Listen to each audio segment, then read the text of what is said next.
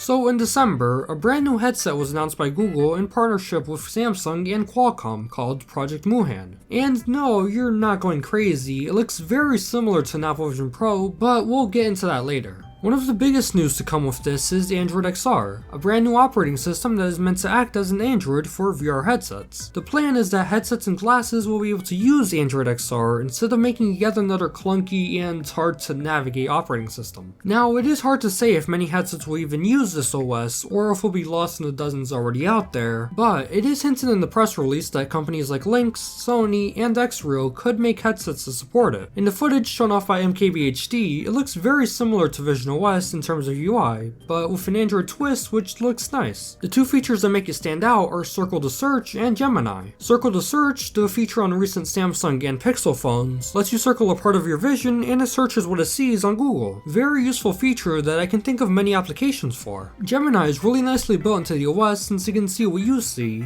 organize windows, search for things, take you somewhere in Google Maps, and many other features. I honestly wish Siri was just like this in Vision OS because it would make navigating through apps and UI so much easier. The thing that I didn't expect was a Google Earth VR kind of view in Google Maps. Back in the day, I loved exploring the world in Google Earth VR, but it hasn't gotten any updates in years now. Unfortunately, it's not clear if you can move around in this immersive view, so I wouldn't get too excited just yet. Unlike the Vision Pro, Samsung's Project Moohan headset will come with controllers for navigating the UI, but like the Vision Pro, it'll also offer eye tracking. Other similarities include an external battery, hand tracking, and facepad. The Samsung headset will be coming out this year in 2025, and I'm really interested to see what it's like. Competition like this is obviously good, and if it's much cheaper than the Vision Pro, say $500, then I hope we'll get Apple to release a cheaper headset to compete. Plus, this could mean an explosion of new VR headsets and glasses from companies thanks to Android XR, so I'm excited for all of that. Anyways, that's all for today, but make sure to like and subscribe. Thanks for watching, I hope you enjoyed, and take care.